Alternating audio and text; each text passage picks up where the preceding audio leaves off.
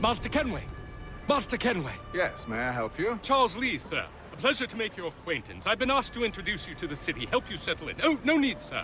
I've arranged for your bags to be delivered to the inn.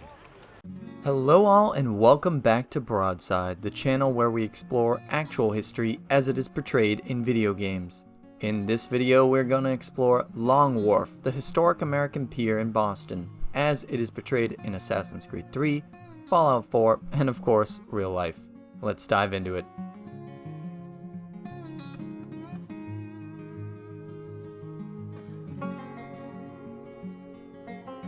Built between 1710 and 1721, this wharf once extended nearly a half-mile into Boston Harbor.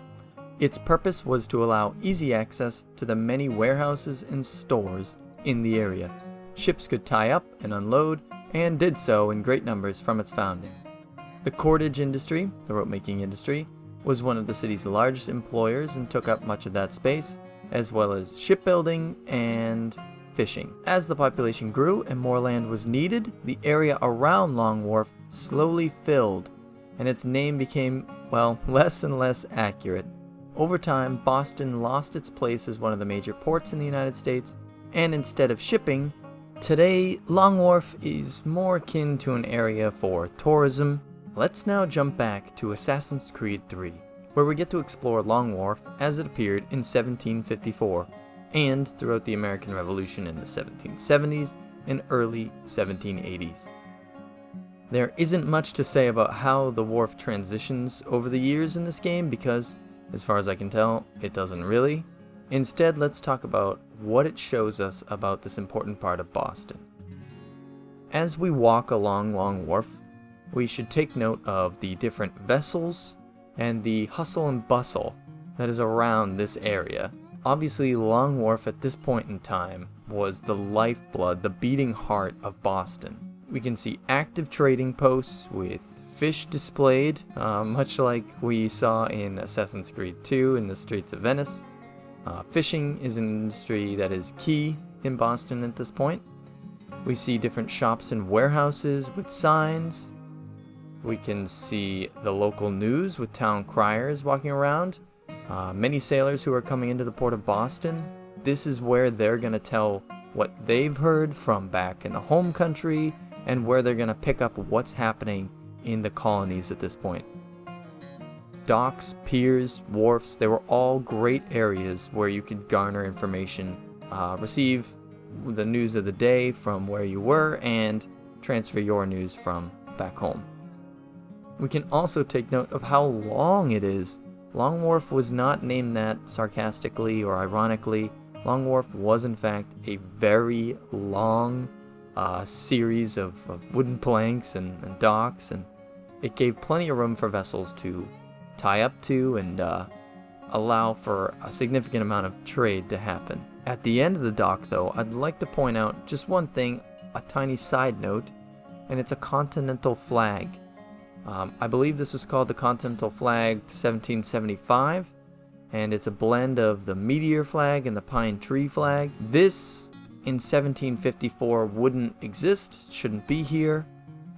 So this was the flag that was used by the Continental Army throughout the Revolution. Obviously, we're playing as Hatham, so Revolution hasn't really started yet. So even though this flag is appropriate for the time period coming up, it would be odd to see it here. And that will wrap up how we see Long Wharf in Boston in 1750s. And like I said, it doesn't change much to 1770s, so let's go to modern day. I visited Long Wharf last year and can show some of the highlights of this area now. The walk is a breeze today, significantly shorter than at any previous point in history. The relevant section for us, though, begins at the meeting of State Street and Old Atlantic Avenue. Along this short walk are a number of features that I want to take note of. We have the Chart House, which is a restaurant within the Gardner Building. The structure was built in 1763 and rebuilt in 1812, and was once used as John Hancock's counting house, his accounting house. Hard to say, but it seems as though that was what it had previously done. This was basically what the historical Long Wharf was filled with, these buildings, similar structures, and this is the only remaining one and the oldest surviving structure on Long Wharf today. The next thing I'd like to point out is the Custom House block, built in the mid to late 1800s. It's a former warehouse, and it contributed to Boston's business. There were plenty of these along this wharf in years past. Now, this is the one that remains. Beautiful building, certainly served its purpose for quite a long time, though it does not really fulfill that purpose as a warehouse to this day. We can take note of the viewing platform. There is a compass basically carved into the wider portion, the end of the wharf. It basically just acknowledges that you are on Long Wharf, this is the part of Boston you're in, and gives you a little helpful idea of what cardinal direction you're looking at when you're taking in the sights and sounds of Boston from this area. There are plenty of services that you can undertake from here. The MBTA boat, there's ferries to the harbor islands, there's a ferry to Salem and Provincetown, there's a water taxi, and I've mentioned the aquarium nearby. And the wooden planking on the right and left side, far right and left side, it's known as the Harbor Walk, where people are encouraged to soak up the sights and sounds of this area of Boston. They can board their vessels from here, and there are some historical markers that let you know some of the history that happened at these points. That will conclude 2023's Long Wharf. Let's move on to the far future.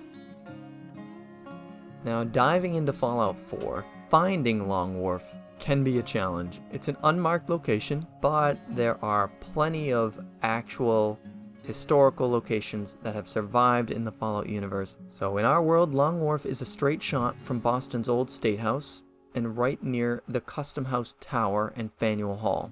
Using these three locations, which are all marked, we can be certain that these steps right here are the beginnings of Fallout 4's version of Long Wharf. What we see is something quite different from 2023. The overall look appears similar, though shorter than the walk I had to do, and features buildings, a brickwork pathway, and docks along the side.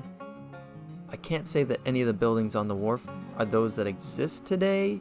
None of them have the same appearance as the places we can visit, except maybe this gray structure, which could be a custom house block in the Fallout universe. As we know, there was a divergence in the mid 20th century with the Fallout universe, and that could explain some of these changes.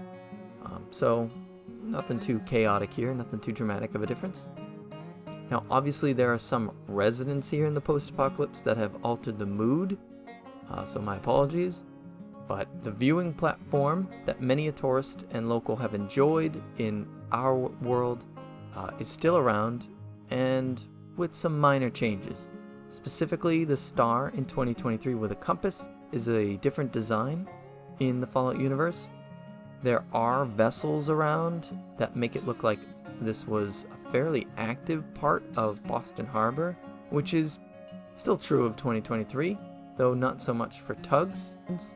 And what really shocks me, though, is what happens apparently in the mid-20th century, that some nearby landmarks are moved dramatically. Specifically, we're talking about the Custom House Tower. That tower is supposed to be, when we're looking on the wharf, but down into the heart of Boston, it should be to the left. But for some reason, the entire building has been moved to the right. I'm not exactly sure how that was feasible or why Boston would have done such a thing, but again, we can just carte blanche say that any change here is something that changed after the 1950s, and the citizens just felt the desire to make the change and did so. And that will do it for us today. Thank you so much for watching. Please leave a like and subscribe for more similar content. And yeah, let me know any ideas for other things we can look at in Boston in the 1700s, today, and in the far future.